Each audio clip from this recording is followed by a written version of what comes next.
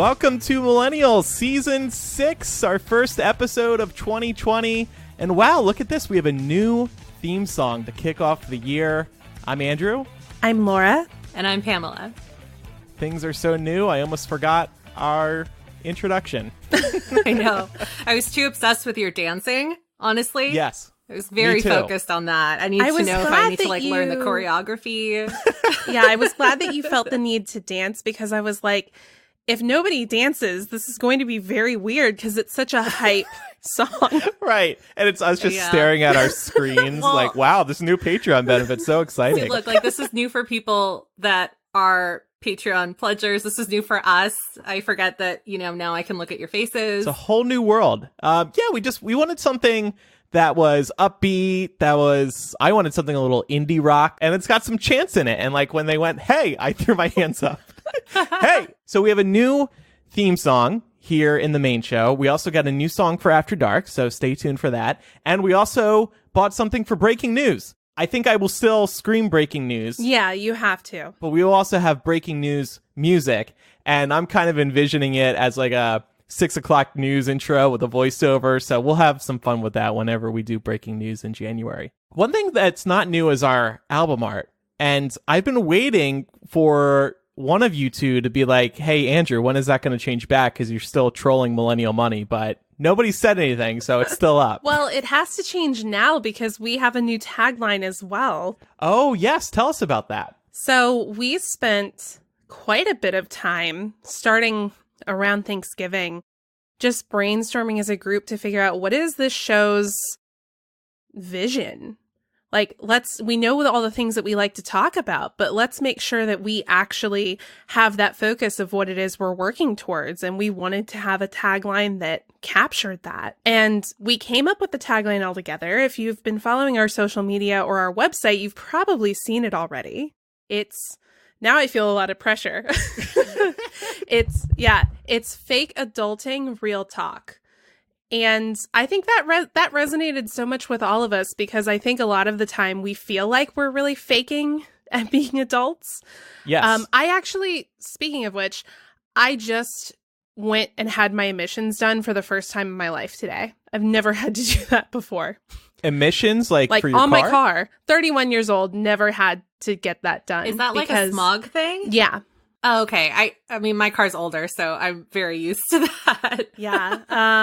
Never in my life have I had to do that because this is my first car that I've owned on my own. So I always just drove other people's cars. So it was their problem. Wait, Laura, did you say fake adulting? Yeah. No, the tagline is pretend adulting. Oh, I'm sorry. Pretend adulting. I don't know why I keep fucking that up. It's pretend adulting, real talk. Because real and fake are, what are they, antonyms? Is that the right? Opposites. Yeah. They're opposites, so it makes sense. The same thing. Pretend adulting. We're pretend adults. We're just trying our best, y'all. Yeah. Like, that's what it comes down to. Thankfully, Andrew can fix that in post. Oh, no, I'm not. That's staying in. That's too much work. We wanted to include the word adulting in the tagline. Mm-hmm. We knew early on we wanted to get that in. And then we were talking about how, like, we have been faking it till we make it. That's a popular slogan. And I think a lot of people really do think they are always faking it until they make it. They're just doing the best that they can. But we also wanted to get across the point that we're trying to make this a resource for people. So that's why it's pretend adulting, real talk. So we hope you guys like the tagline. It doesn't really make a difference. It's just for marketing. And previously our tagline was just the hashtag is silent. Mm-hmm. And that does not give you a sense of the show at all. To new people, they're like, what the hell are these egotistical assholes doing? I won't listen to this podcast. So we're trying for like the first time in 4 or 5 years to actually bring new listeners on board. So you'll find that reflected in the tagline and in the copy. And of course the theme song too. And also, I mean, a big point of this show is that we're talking about things that matter to us, but we also think there are things that matter to millennials and anybody of a progressive mindset. So that's what we're talking about when we say the real talk part of it. And the rest of it is us bungling through trying to be adults. Right. We have some new Patreon benefits as well. We've been making some adjustments to some of the benefits. So you'll see those reflected on our Patreon, patreon.com/millennial. The biggest change right out of the gate is that we are now doing these on video. So you'll be able to see us as we are recording, which is a lot of fun. I think it's going to be making a big difference in how we interact with each other on air as well. So that was another reason that we wanted to do it. And hopefully you will get a kick out of seeing us talking, and it'll be more entertaining to tune in on Monday nights when we record. Yeah, and you'll get to see us in our natural habitats. I was telling Andrew before this, I'm pretty sure all three of us actually tried today to look human. I can't promise that's always going to be the case in the future. So you might get me in like a bathrobe with like zit cream on. When it's a really bad You might day. see Andrew picking his nose. Like, you never know. Legit. It's Legit. so worth it. I will probably, honest to God, I will be picking my nose, but I will turn the camera off because I'm not going to have somebody screenshot that or something. How was everybody's break? Did everybody have a nice break? It was wonderful. I mainly just had a staycation and didn't really do or accomplish a whole bunch. So Good. I'm not Good. mad about it. Yeah, I did the same thing. We had a bunch of family in town that isn't usually with us in December, so it was really nice to have them around. But I was super tired and very ready for them to go back to their respective houses. Right? It feels Yeah. like you need a vacation from the vacation I after know. something like Christmas or Thanksgiving. Mm-hmm. I went home to New Jersey. My sister told me that I'm going to be my second nephew's godfather. Isn't that sweet? Oh my gosh. I was like, oh, now I really need to be protective of this kid. And I said, Randy, you might be making a mistake here because if God forbid anything happens to you, I'm going to make this kid a Democrat. So What did he say to that? I know. I didn't actually say that to him. Oh, You well, you should've. did share with us that you were starting him off early, Oh, right? yeah. I meant to post that on Patreon or something. I guess I just posted it to Slack. But me and my brother Ryan, we put young Trey in front of the television and turned on MSNBC and made him watch that. But he didn't really want to watch it. He just wanted to watch Blippi, which is like the new star for kids on YouTube. So anyway, yeah, that was kind of nice. But now I have to fly back in March or April just to watch this kid get some water sprayed on his forehead in a church. So I'm Well, like, you also have to stand there and look interested, so have fun with that. yeah, that too. Yeah. That I too. think, if they're doing the religious ceremony, you're also going to have to commit to like raising that child in the church. Yeah. Oh no, I didn't sign up for Well, this. it's all like, you just I don't say think yes, anybody but you're not takes going it to It's seriously. symbolic. Yeah. Right, it doesn't. You Yeah. might have to fly back for like reconciliations and communions. I assume they're Catholic because you said you grew up Yes. Catholic, right? Yeah. Yeah, well, I don't know. Will I have to fly back for those other things? Of course, They can pick other anointing godparents. him. That's the nice thing about Catholicism. The older you get, the more grandparents you get or godparents you get. So you might be off the hook if something happens, God forbid, to your sister and her Yeah, husband. yeah. Anyway, that was sweet. Yeah, my godparents are atheists, so Oh, cool. yeah. We just did the legal godparent thing. I'm like agnostic, I think we decided on the show, so. Okay. But I won't bring that up at the christening. What is all this shit? You're like, I will raise him in the church if that is his choice and he so decides at a proper age. Right, yeah. I'm going to make sure he really wants to be Catholic. But I also started preparing for my cross-country road trip. I think I told you guys about this. No. Yes. Okay, yeah, I think I... To be fair, I was it like, was oops. before break.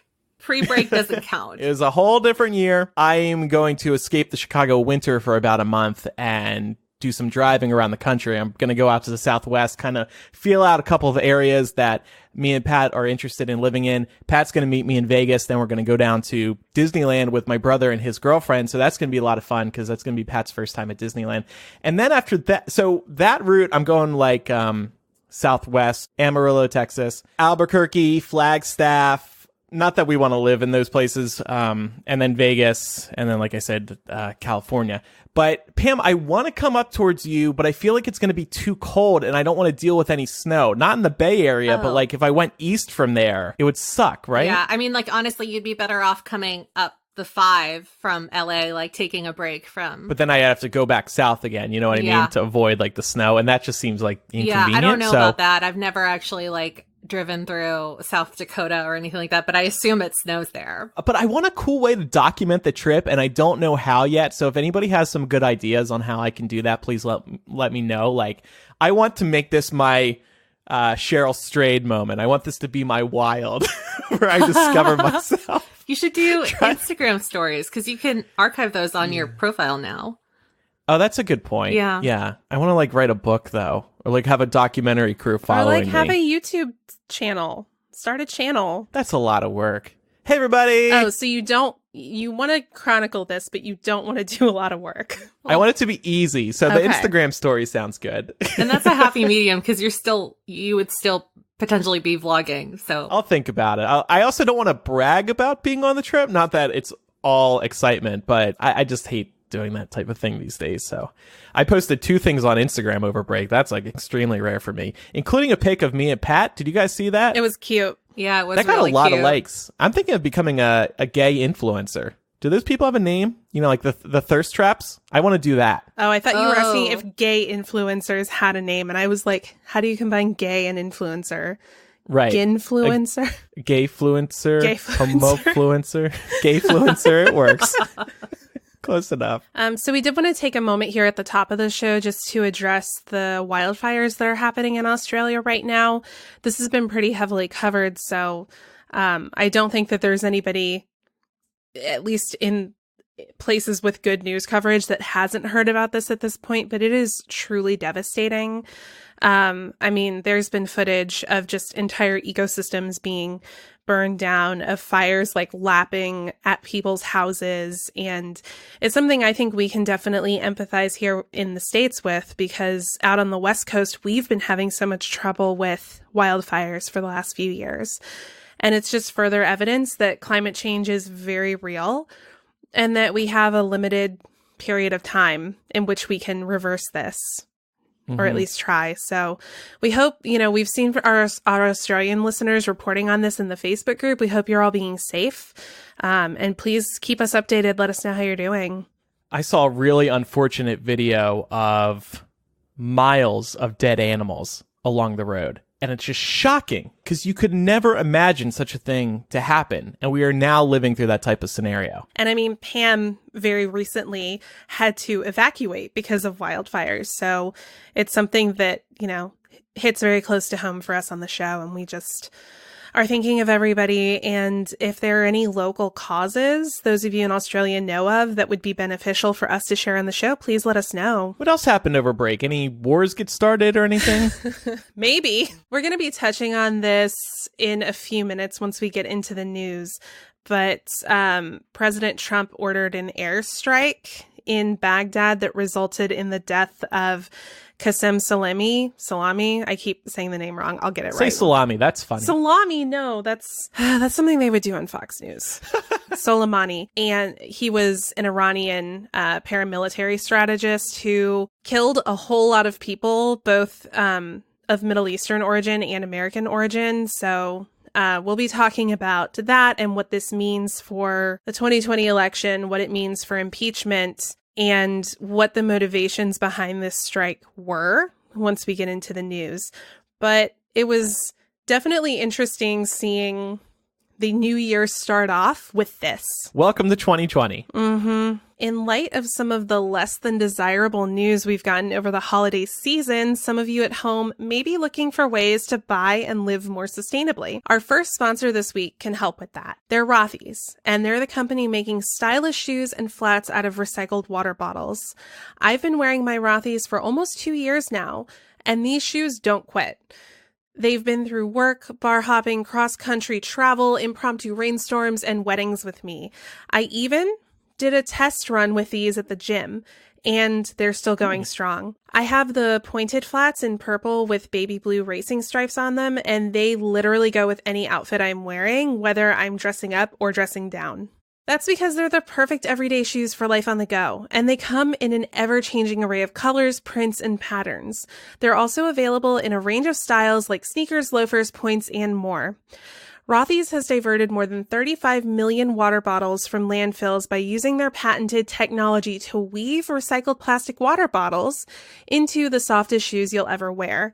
It'll seriously blow your mind that these things are made from water bottles. They're also fully machine washable because, let's face it, feet sweat. Check out all the amazing styles available right now at rothys.com/MILL. Go to rothys.com, that's ROTHYS.com/MILL to get your new favorite shoes. Comfort, style, and sustainability. These are the shoes you've been waiting for. Head to Rothy's.com/MILL today. All right. So, Laura, as you spoke about a moment ago, shit has gotten real abroad. So this past Thursday, President Trump ordered an airstrike on the Baghdad airport, which resulted in the death of Qassem Soleimani. He was the head of Iran's Islamic Revolutionary Guard Corps Quds Force, or the IRCG. QF for short. Also killed in the strike was the leader of another local terrorist group that actually was responsible for launching an airstrike on an American military base in the last week, which ended in the death of an American contractor. So this was ultimately the reason why we did this.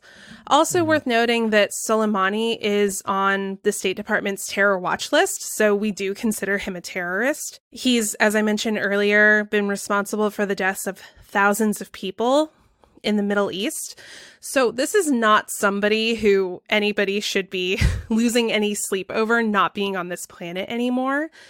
But there is a lot of concern over whether or not this was the right way to go about this, and whether or not we wanted to engage and, sort of start a conflict with Iran right now. Because the big question is, what are they going to do to retaliate? Iran responded by saying that they are going to retaliate militarily, to which the president responded by saying that if they do, he has 52 sites prepared for bombings.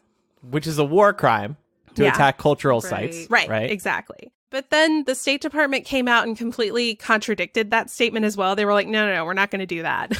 Well, does it really matter what the State Department says? No. Because if Trump says they're going to do it, they're going to do it. This might just be a case of him putting down some tough talk like he does with a lot of countries to get them to back down. But the fact of the matter is that in this situation, Iran's not going to back down. They are freaking pissed. Not to mention, I mean, the State Department can say Trump's not going to do it, and maybe he won't, but he carried out this attack on proposed evidence that perhaps Soleimani was going to target Americans. So by that same logic, Iran could also say the same thing. It's like, well, we didn't know he wasn't actually going to do it. Well, and that's the other thing. We don't actually know if this attack was truly justified. Right. More information might be coming out in the days ahead, but this could also be a case of Donald Trump simply feeling like he needs to create a distraction. This may have just been a temper tantrum that got out of control. I honestly think that this is Trump. He's trying to do a couple of things here. One, he's trying to have his Osama bin Laden moment. And this is not that. And two, he's trying to distract from this whole impeachment kerfuffle that we have going on. Because ultimately, historically, Americans are very hesitant to change leaders in the middle of a war. So if he starts a war with Iran or with anyone in the Middle East, it suddenly puts us in a position of having to decide whether or not we are changing leaders in the middle of a war. Yeah. This is I would argue, a large part of the reason why George W. Bush was reelected in 2004. And the historical parallels here kind of disturb me, because George W. Bush his election was not dissimilar from how Trump was elected. He did not win the popular vote, but he won the Electoral College. Then 9/11 happened. Then we invaded Iraq, which we now know was an unjustified war. There were no weapons of mass destruction, and Saddam Hussein had nothing to do with 9/11, but they convinced the American public that those things were true. They got us into a war.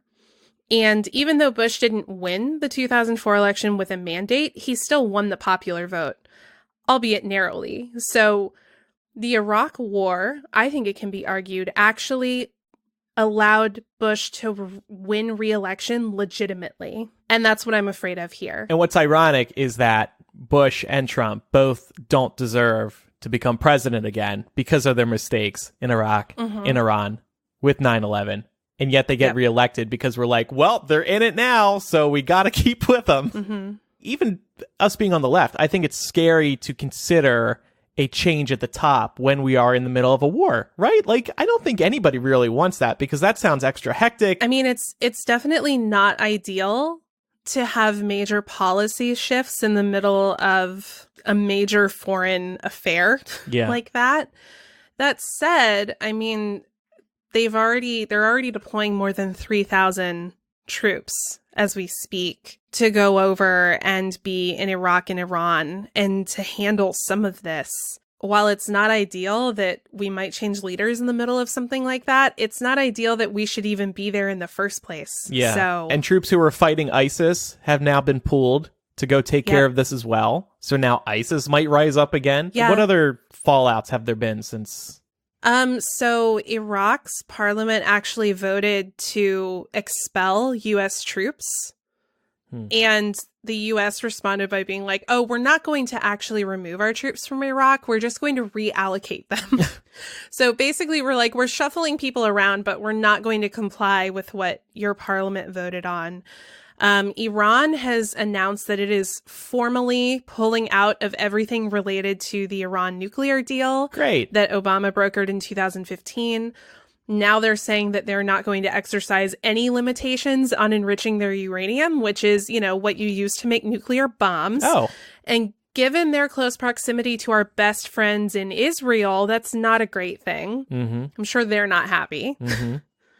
So this is only the beginning. What do you guys make of, we could be entering World War III. Oh, there might be a draft again. I think it's a bit of an overreaction. Yeah. At this point, I know that may not be the popular thing to say because I certainly understand the worries, especially the worries of young people.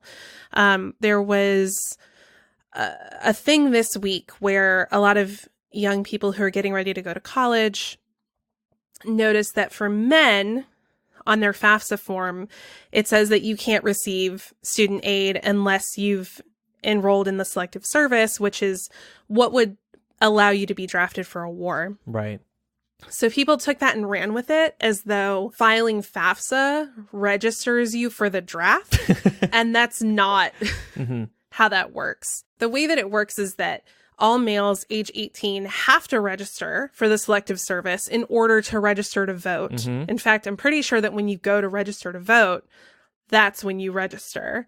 And then in order to receive federal financial aid, you have to already have been registered. So in FAFSA, that's more of an acknowledgement of a requirement. It doesn't automatically register you. Yeah. Andrew, you would have gone through this. Yeah, I'm enrolled in the selective service. I'm ready to go. I'm ready to fight.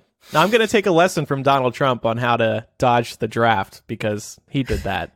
Well, also it takes an act of Congress to start. Like, Trump can't just. Are we sure he can't just tweet it one morning that all men between 19 and 45 have been drafted? Because I mean, he does seem to think that that's an acceptable way to get messages to Congress. He tweeted yesterday that this was his official notice to Congress of how he was going to handle things in Iran. And I was like, oh, great. And he said, the president of the United States is making congressional announcements on Twitter.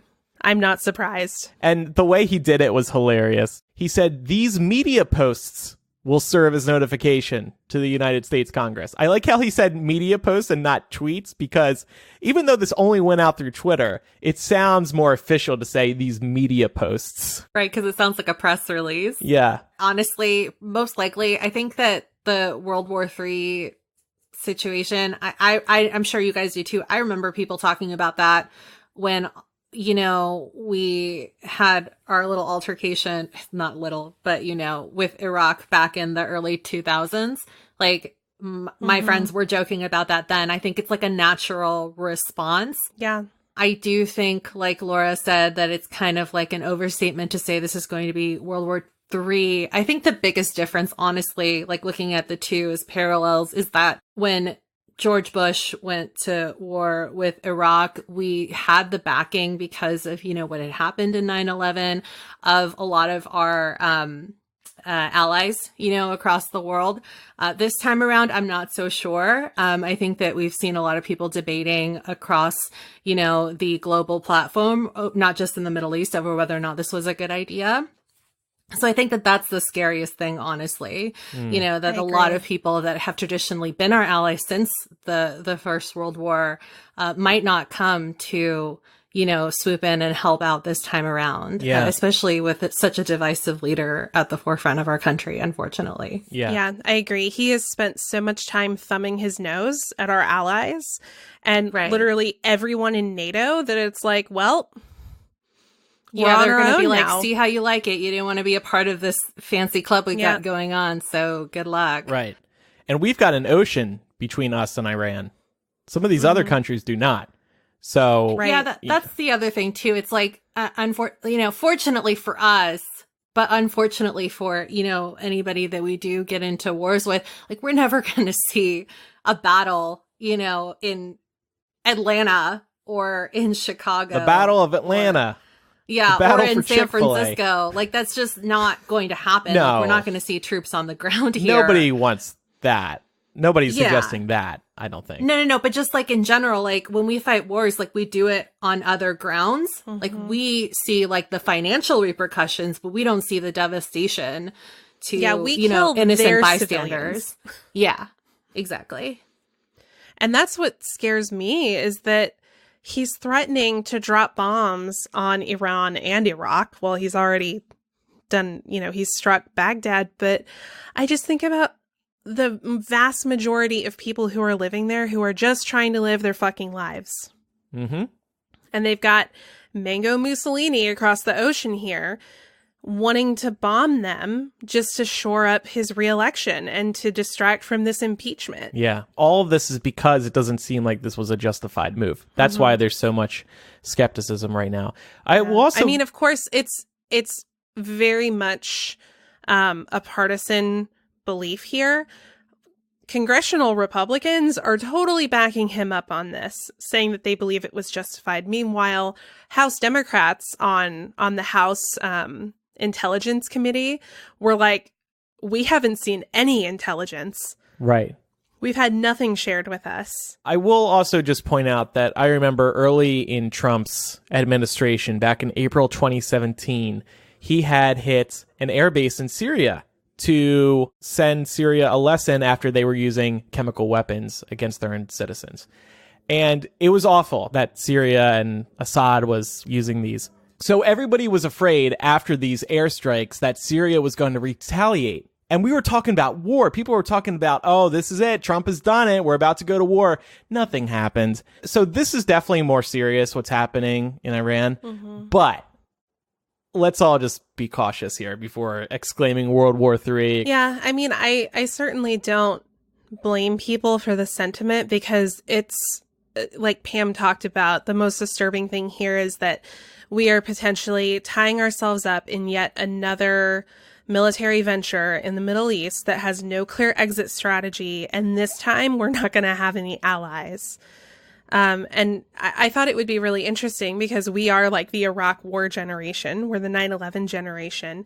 We remember vividly when the Iraq War started. And I wanted to ask you guys for your thoughts and feelings on what it's like to have lived through that and then potentially see it happening again in our young adulthood.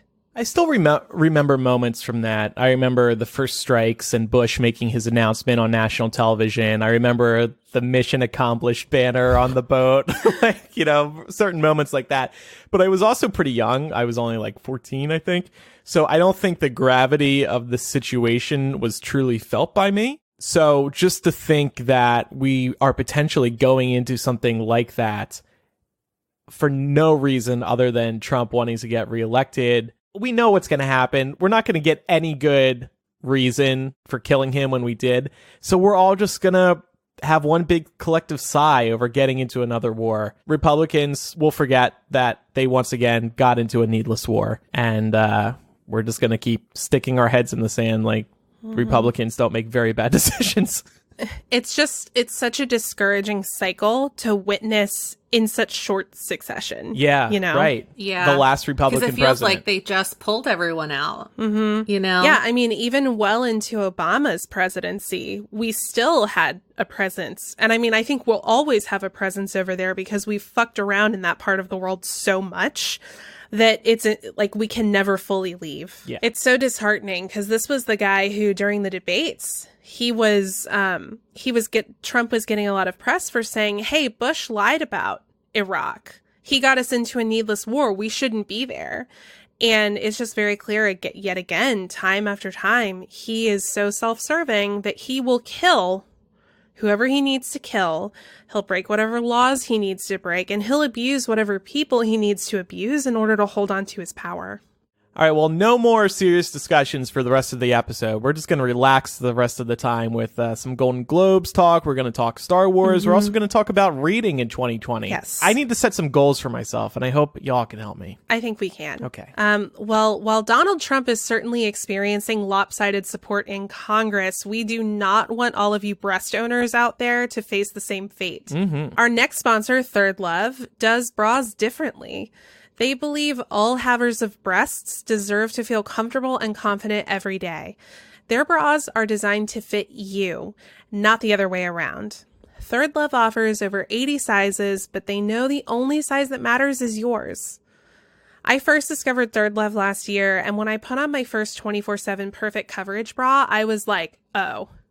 This is what bras are supposed to feel like. They're light enough to be barely there, but supportive enough to feel comfortable throughout your day. They also offer a perfect fit promise. Every customer has 60 days to wear it, wash it, and put it to the test.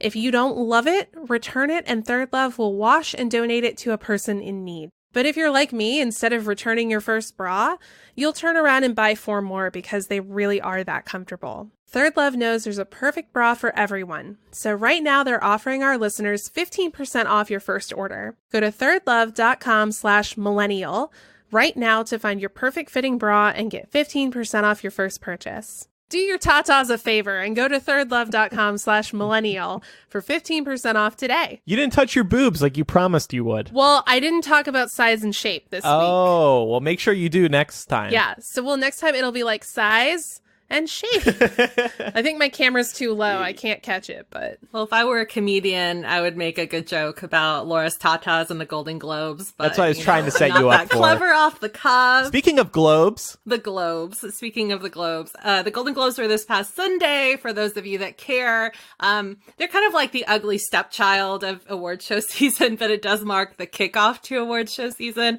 That everybody knows the crowning glory is the Oscars. Anyway, I wanted to know if anybody else tuned in because I was obviously very clearly live tweeting the whole time. I watch every year. Yeah. It always surprises me how soon it is after New Year's. I'm like, wow, we're already jumping into a big Hollywood event. Okay. I think in past years it has been a little bit later. This year, I think because the Oscars are on February 9th, that's pretty early. Everything else is being crammed in together. So just in January, we had the Golden Globes, which just happened. And then the SAG Awards are in 2 weeks. And then the Grammys wrap up the month. So there's a lot going on. So Tarantino's Once Upon a Time in Hollywood was the big film winner of the night. They scooped up 3 awards for Best Motion Picture, Musical, or Comedy, Best Supporting Actor, and Best Screenplay. And notable other mentions in this category include 1917, which drops in theaters this coming Friday. Also Joker, both of those picked up 2 awards each. And then Rocketman as well picked up 2 awards as well. What did Rocketman? Didn't it win like Best Original Song and Best Actor? And those wins were really cute because Taron Egerton and Elton John were both genuinely so shocked to win. It was so adorable. Like, Elton, he's had this storied career. He doesn't need anything else in life. He's been enormously successful. And to see him be so excited to win a Golden Globe, that just like made my night. And him and Taron are clearly very good friends. So I was thrilled by that. And also, Elton's longtime writing partner was there and accepted the award for Best Original Song as well. And Elton was really excited about that because him and his writing partner had never won an award together before, which blows my mind. So he also had that very special moment. I loved it. Yeah, it was really sweet and a nice little, cap off for them because they had a brilliant run with Rocket Man, which is really, really great. I think we're all really big fans of that movie. So it was really nice to see them interacting together. Moving over to television, Chernobyl is still reigning supreme. They scooped up really well at the Emmys as well. And then over at the Golden Globes, they picked up awards in the Best Limited Series category, Best Actor in a Supporting Role as well. Succession also had a pretty big night. It was really fun seeing that whole cast interact like in between awards and then also on stage. And then, of course, Fleabag, which has also been dominating, also won in 2 very large categories. And all of them tied for the most wins on the TV front with 2 accolades each. So what do you think of Ricky Gervais hosting, Pam? That's his 5th time, which seems like overkill. Yeah, get somebody new. And honestly, like, it gets worse every year, and nobody in the audience particularly enjoys him anyway. So why do they keep doing it? They must really like him, the people who are in charge of selecting the host. I gotta say, I really like Ricky Gervais. I was laughing my ass off during that monologue. He did overstep at one point, but what were we going to say, Laura? Oh, I was going to state what I think is maybe an unpopular opinion, that I actually thought the monologue was really funny. Oh, good. Yeah. And it gets kind of tiring. Like, when you hire an award show host, it's their job to roast everybody. That's what they're there for. They're there to lighten the mood. They're there to set the tone. And one of the easiest ways to access everybody, including viewers at home, is to poke fun at everyone. Right. Like, that's comedy. It's gonna... And that's what you expect from Ricky Gervais. He goes there. Let me play one moment. This is a strong part of the monologue, I thought. It wasn't the only epic movie. Once Upon a Time in Hollywood, nearly 3 hours long. Leonardo DiCaprio attended the premiere, and by the end, his date was too old for him. So...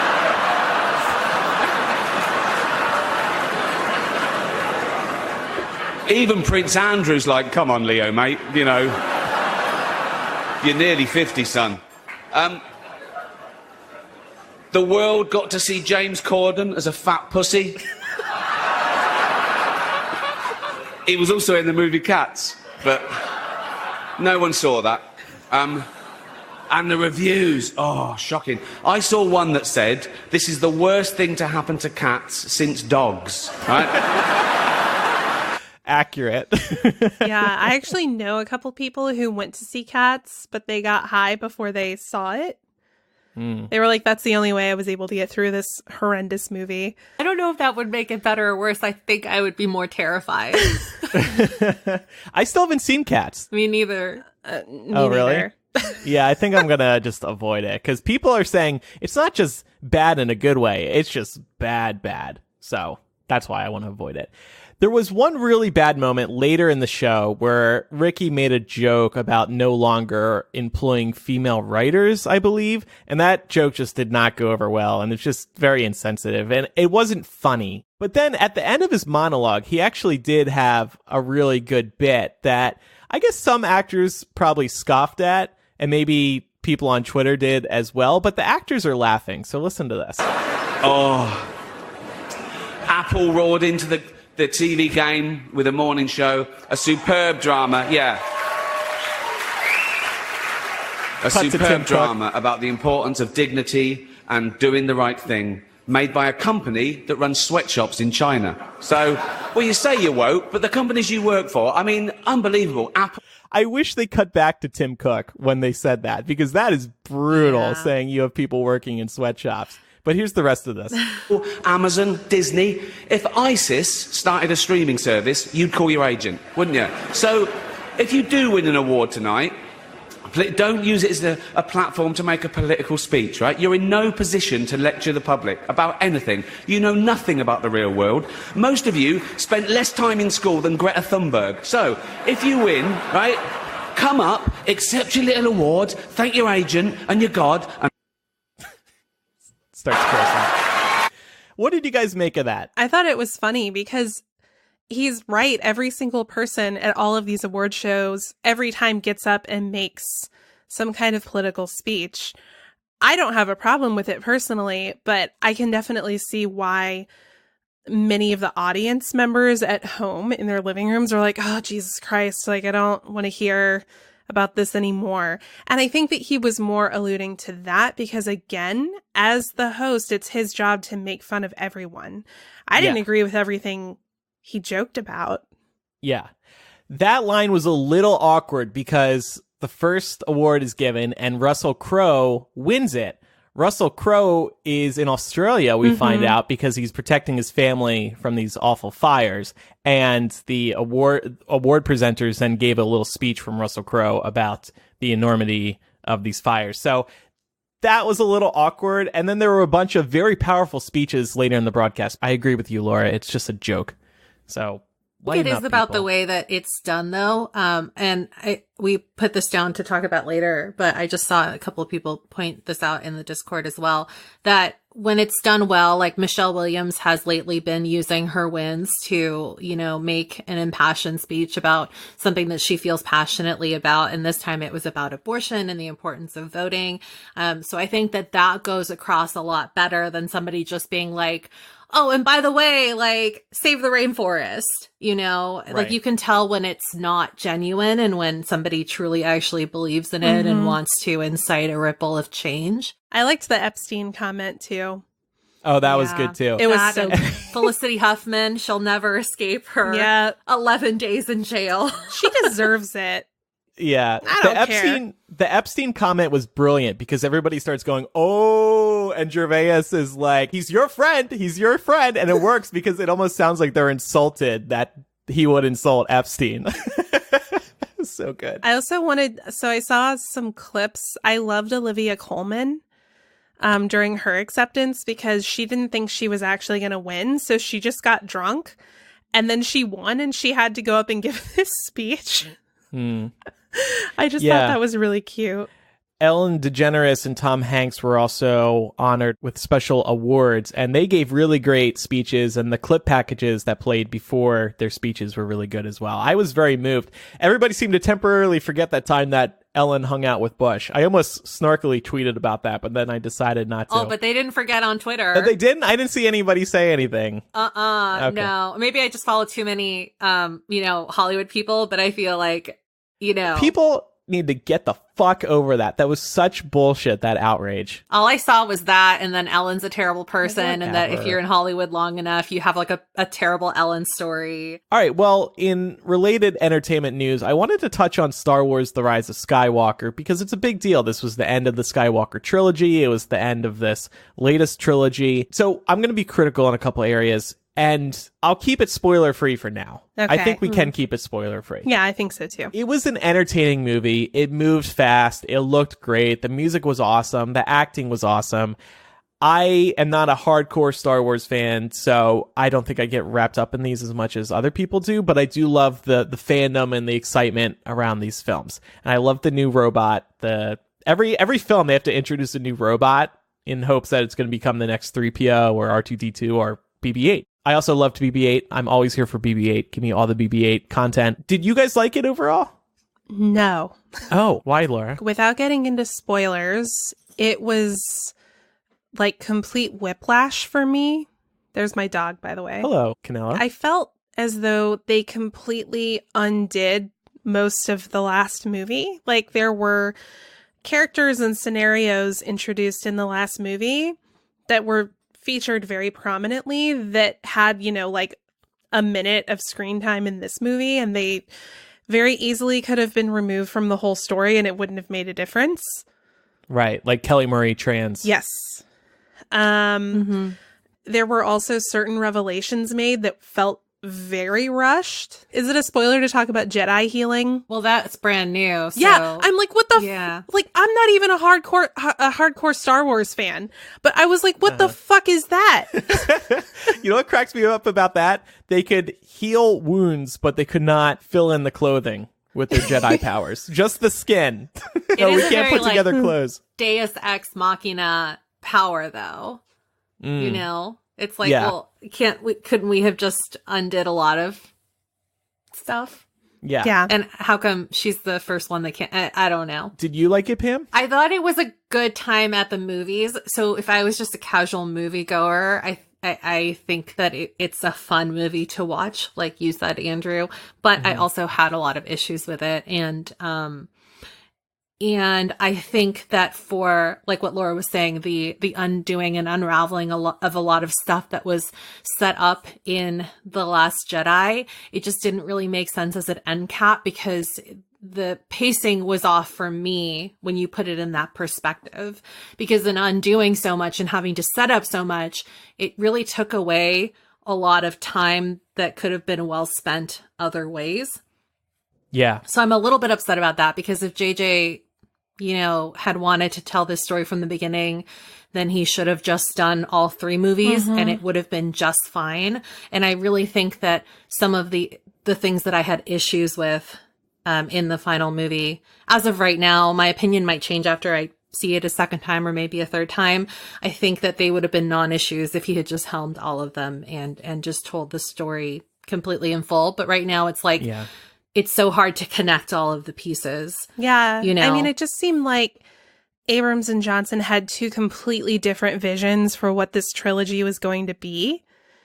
And if that was the case, one person should have handled it from start to finish. Exactly. And it's unfortunate because I know that like The Last Jedi as a movie really divided the fandom. But at the same time, if you think back to like Empire Strikes Back, that was also a very divisive movie. And it's now seen as like one of the best movies ever.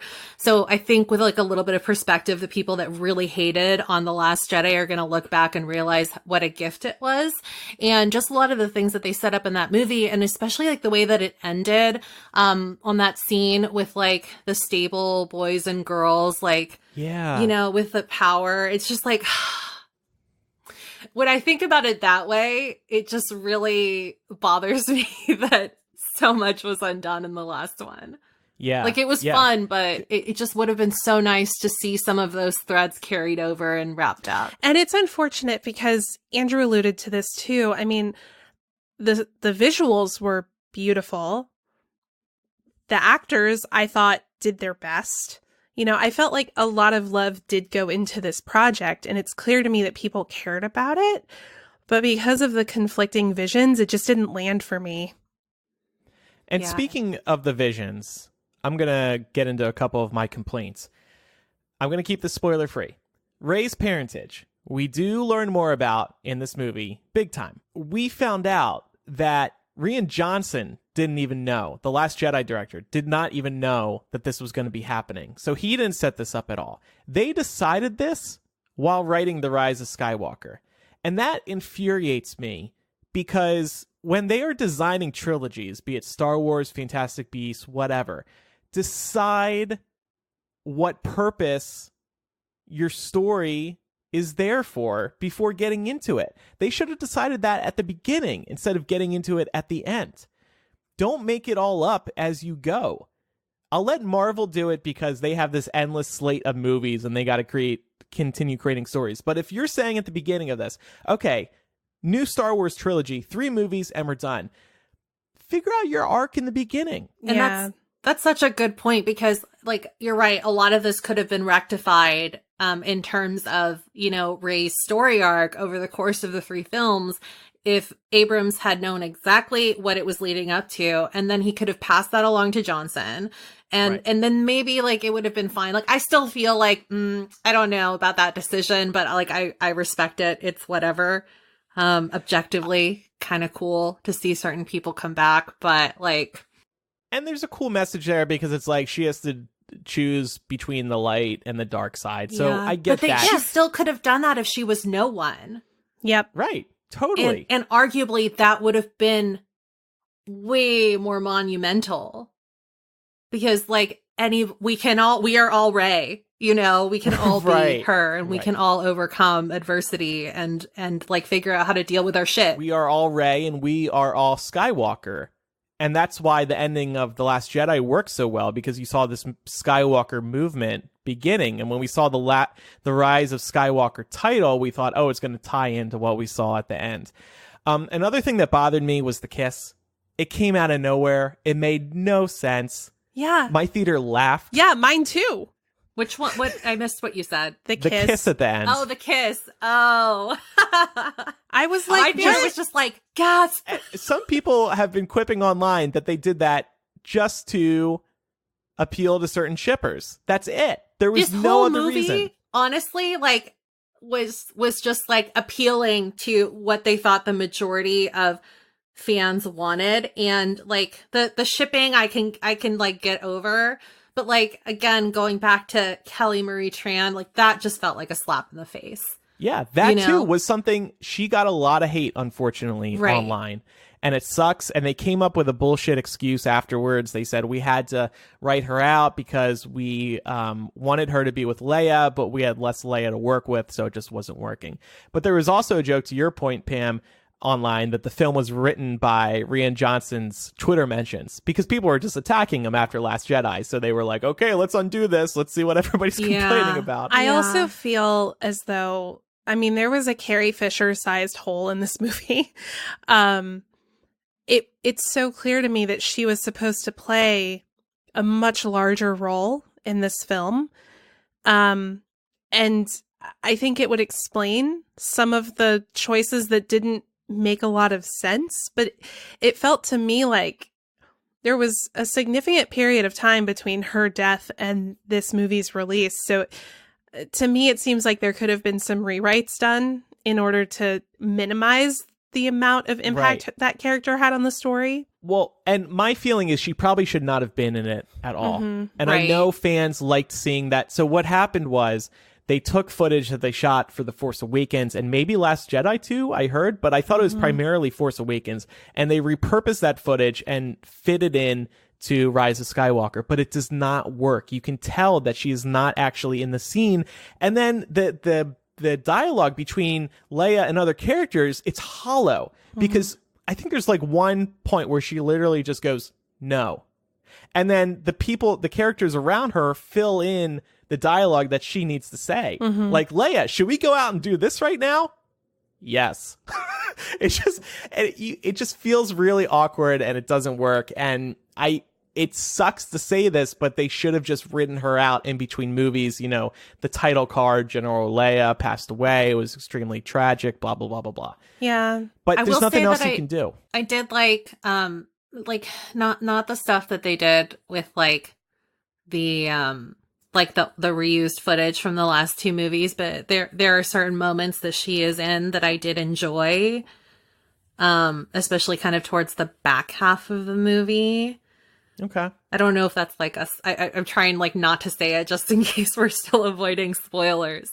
But yeah, I think that you're right. I think unfortunately them deciding to live and die by Leia has to be in this movie, but deciding not to like CGI her likeness ended up ultimately shooting them in the foot. I think that like the intentions were good, you know, not to completely recreate a character that looked like her and then have her voiced by somebody else for the parts that they did want to do. Right. But That would but have it did- upset people. yeah, but it did fall unfortunately flat. And also like I know that it's like you can't compare Leia Organa to a Lando Calrissian, but if the whole point was to have like a mentor from like the original trilogy be the figurehead of like each of the three new movies, they should have just like, you know, made their peace with the fact that Leia wasn't going to be around and given Lando more to do, honestly. Right. Like not necessarily in his character in the same way because they're very different people,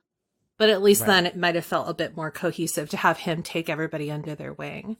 I agree. And you also have to think that this story, this trilogy on a whole, would have been worlds different if, and this is kind of dark to say, but if Carrie Fisher died before The Force Awakens came out. Han Solo probably would not have been in the first movie. They probably really only could get Harrison Ford back for one movie, so they probably would have saved him till the end. And then Mark Hamill as Luke, I guess he probably would have been in the first two movies. But like everything that happens with the returning old actors would have been dramatically different if she had died before The Force Awakens. I think that they could have found a way to finagle it had she passed away before the first movie. And I think that Harrison Ford, I don't know, I think he needs a paycheck right now because just like we see him briefly in this film. Right. Right. And he's also in that because... terrible Call of the Wild movie that's coming out. So the CGI dog. Like, what the heck?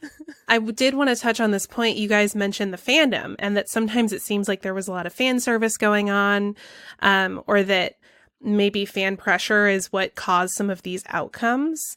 And I was thinking about this the other day, and I think that the more toxic part of the Star Wars fandom brought this on themselves. Because they're so toxic. And there's literally nothing you can do to please them. So when you're like that, studios and creatives might feel the pressure to just say, we're going to put out a movie that is going to piss off the least number of people. And when you get that, you get something like this movie. Poe, who's listening live, says, I love fandom, but I've always been scared of the Star Wars fandom. They are so effing toxic and so mean. It's terrifying. Yeah, I mean, honestly, it's the reason why I didn't get super into Star Wars. I enjoy the movies, and I could have seen myself becoming more entrenched in the fandom, but it's so fucking toxic, especially towards women, that I was just like, nope. That's why I like hesitate to say I'm a big Star Wars fan. Yeah. Because they're the worst. It's a bummer. Yeah. So I just go, oh yeah, I like Star Wars. I'm a casual fan, but. So quickly, favorite Star Wars movie ever now. What is it? For me, I rewatched Last Jedi before Rise of Skywalker. I really like that movie. It's aged well so far. I mean, are you talking about this trilogy or just like all time? All time. Ooh, I really liked Rogue One. That's my number 2. I thought that was a great movie. And it was great because it was like, yeah, it's a Star Wars film. And guess what? It doesn't end happily. Like, right. Sometimes so shit goes down, Right. And Lucasfilm was probably tempted to not write that ending because of potential sequels. But they did it, and I applaud them for that. Mm-hmm. Well, didn't they originally shoot an alternate ending where things ended on a happier note, and then they played it for test audiences, and it was just like, no, this does not make sense this way? I don't know. Maybe. Yeah. I will say that I when I was doing my weird bastardized version of the Machete Order rewatch before this final movie, Rogue One plays so well right before going into A New Hope. A New Hope. Mm-hmm. Yeah. It's just like so beautifully done. It works so well. Yeah. My favorite though, just throwing it back to the original trilogy, gotta go with Empire Strikes Back. I think that a lot of like the iconic Star Wars moments that everybody references come from that movie. That's when Luke heads out to train with Master Yoda. It's his huge battle moment with Vader, where he finds out that that's his father. It's just really good. The Han and Leia love story, like, arguably starts there. We get Lando. It's great. It's a great movie, and it's so much fun. If you haven't watched Empire Strikes Back in a while, 10 out of 10 would recommend doing that because it's really good. I haven't seen it in a while. Is that the movie where Luke and Leia still think they're siblings? Yeah, I believe so. They really don't find, because they don't find out until Return of the Jedi. Yeah. Which was, for a very long time, my favorite Star Wars movie. When I was younger, that was my favorite. Mm-hmm. Well, whether you're at the movie theater or an award show, you probably want to look presentable and sexy, but you don't want to be uncomfortable. Going out and having to dress up sometimes can suck because you got to tuck in that shirt. I should be wearing my Untuck It shirt on camera. Our first on-camera show, and I'm wearing a boring sweater. Anyway, that's why I love Untuck It. Makers of traditional button-ups that aren't long or baggy, so there's no tucking in. We just passed the holidays, and Untuck It shirts were actually at the top of my dad's wish list. He's seen me wear them. One of my uncles wears them too. He got jealous. This is one of those ideas that should have happened a century ago. Not having to tuck in your button down. But thank goodness Untuck It finally made it happen. I just love how Untuck It shirts fit my frame, and they've got over 50 fit combinations for you to enjoy, no matter your size and shape. Here in the colder months, I really love the flannel types. They're cozy and warm and naturally fit into my wardrobe this time of year. Browse their website today. Check out the new arrivals. I was looking earlier today, and in addition to the classic button-down designs you know and love, they also have unique patterns and other special designs with the collars, the center of the shirt. I just love the variety. They have unique stuff. I hate buying things that look like something a million other people have. They've got some really unique designs. I just love it. Don't just take my word for it, though. Try Untuck It for yourself. Visit untuckit.com and use code MILL for 20% off your first order. They even offer free shipping and returns on all orders in the United States. That's untuckit.com and promo code MILL for 20% off your first order. And no matter what advertiser you follow through with, please do be sure to use our promo codes because that's how they know that we sent you. Thank you so much. So in our Facebook group, Katie made a post about 2020 reading challenges and which of our listeners were pursuing them this year. So that made me curious how many books a year you two read. And if you try to set goals for yourself, I wanted to bring this up because I always want to read, but I never actually do. I love going into bookstores. I was in a local bookstore the other day, like a mom and pop shop, and I get inspired to read. I'm like, yeah, this is it. I'm going to start. And then I leave after buying some books. They just collect dust. Sit on my your bookshelf. shelf. Yeah. Yep. I don't usually count how many books I'm reading in a year. I just kind of pick things up as they appeal to me, but I'm usually reading something, whether it's a book or a short story series or like memoirs or essays, like something. But if you were to estimate how many, like over 20 a year, 30? Probably not. I mean, No. I would say it would be safe to say in the high teens, low 20s, maybe. Okay. Maybe not as much as I should. So like a book and a half a month, maybe. Yeah. I can actually tell you exactly how many books I've read because I use Goodreads to just keep track of books that I want to read because I always forget. And Goodreads actually lets you set a reading challenge so you can keep track of what you've read and stuff like that. So this past year in 2019, I did hit my reading challenge, which was 24 books. But then the last 3 years, I've averaged about 15 books. Okay. And I that's usually pretty good. set it at 24, even though I don't think that I'll hit it because everybody gets busy and 2 books a month can be a lot, especially if you go for really meaty books. Yeah. But every once in a while I surprise myself. So it's not like a hard and fast, I'm going to be so disappointed if I don't hit it. I usually just set it at 24 and see what happens. I probably only read like 4 or 5 books a year at best. And I hate to say that because I really do want to read more. I know one book I read last year was Red, White, and Royal Blue after Pam's recommendation, and that was a good call. So many people love that book. It's So been great good. seeing people That's read actually it. on my list for this year. I'm so excited Cool. for you to read it. But I have like Pete Buttigieg's book, and I started reading that, haven't finished. I have a couple books on California that I've been meaning to read, haven't done that. I'm halfway through J.K. Rowling's Lethal White. But that one is long and detailed, and I'm like, this is a lot. And part of my problem is that I only tend to read at night when I'm about to go to bed. So I can only manage to read for like 20, 30 minutes, and then I just want to fall asleep. Can you do audiobooks? Maybe Like that's what I during the need to day do. while you're doing things? Probably not while I'm doing things. That's the other problem. Like when I'm writing or like planning Millennial, for example, like I can't listen to other podcasts, that's for sure. Maybe I can listen to What about music. when you're but- making your nightly mac and cheese for dinner? Excuse me. I do not make mac. No, that's right. At least like once a week. No, but like for real, like when I'm cooking dinner or meal prepping, that's when I put on, like if I'm listening to an audiobook right now, I'm working my way through the Golden Compass trilogy still because I really want to read the Book of Dust this year. It's been on my shelf collecting dust for a while. Okay. So that it's kind of fun to have that on in the background. Because, Yeah. But like how long, that's what, 30 minutes of your time? Like that's not enough, I don't think. But I guess. But if you do it every day, Yeah. like that's when true. you're cleaning or, sometimes I put it on if I'm in the shower and I don't want to like think about how we're all dying and inching closer to Her inevitable demise. Yeah. Andrew Well in the Discord says that as someone who loved Red, White, and Royal Blue, I can definitely say you'd love a book called The Heart's Invisible Furries. It's a great gay love story with heart-wrenching twists and turns. The Heart's Invisible Furries. Fury. Oh, I said furries. Furies. I think it's...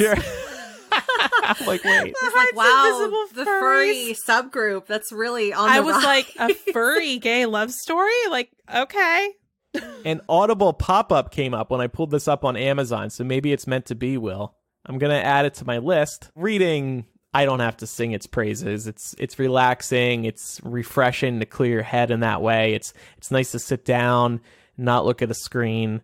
I will make a commitment on the show right now. Somebody remind me about this commitment, please. Maybe I'll write it down right now so it'll haunt me every time I look below my screen. I'm going to say 12 books for the year. That's a lot better than what I normally do. So yeah, I feel that's like it's a really good... great goal. Yeah. Okay. Honestly. Okay. Book a month. I mean, that's Yeah, book a significantly month. more than the average American reads, Mm-hmm. which is the average American doesn't read. So Oh, okay. there you go. Great.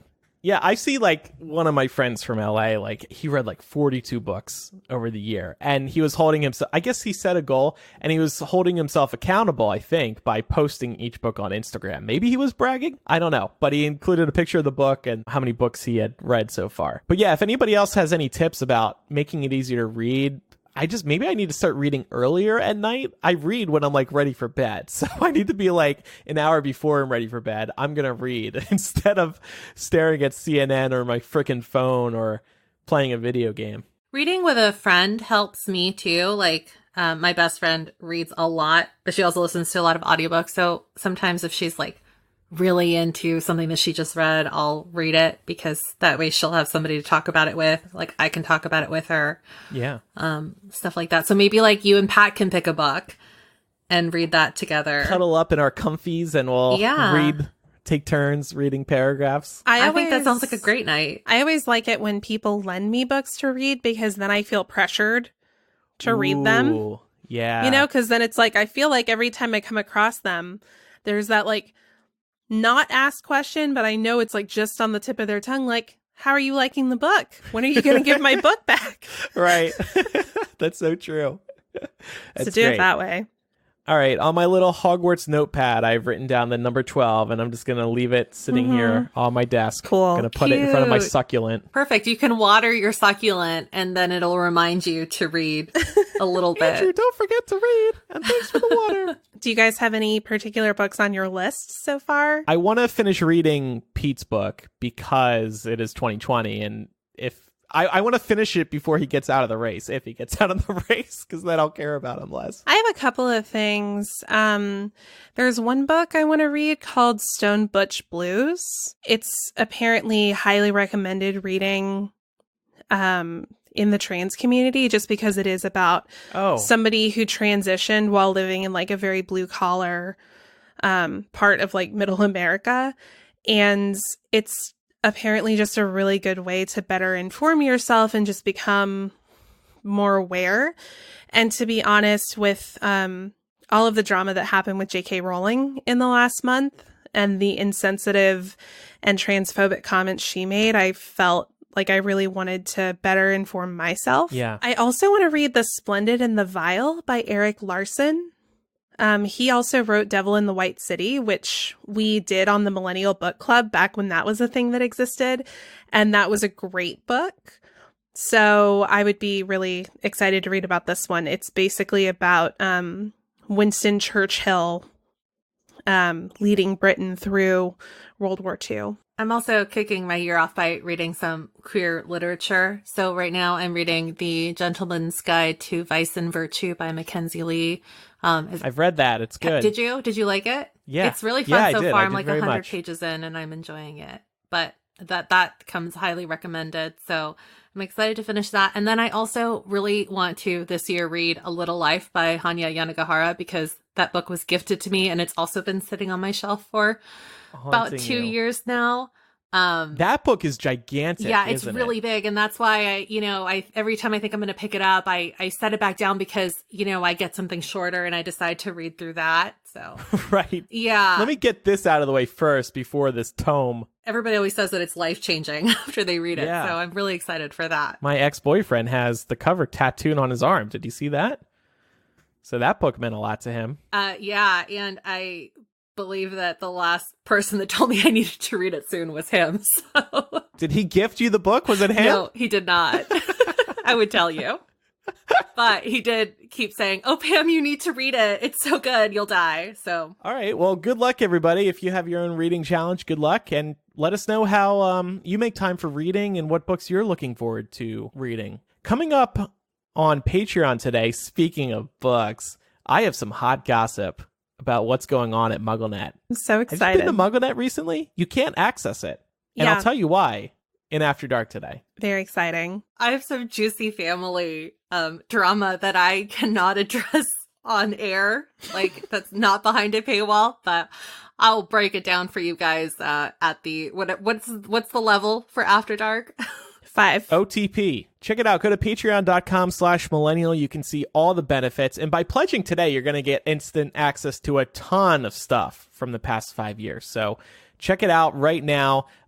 We also are going to update some of our benefits, like Landy, for example, is no more. It's going to become the Millennial Variety Show. It's going to have all three of us. We're still going to do Landy type stuff, but then a few times a year, we're going to do something entirely new, be it like a game show or like some challenge or stuff like that. So it's going to be a fun way to shake up this additional video benefit from time to time. We're also posting behind the scenes looks at the show, what's going on in our lives. You're going to have access to our Google Docs, and your support goes toward running the show, doing things like buying this new music that we have for the podcast.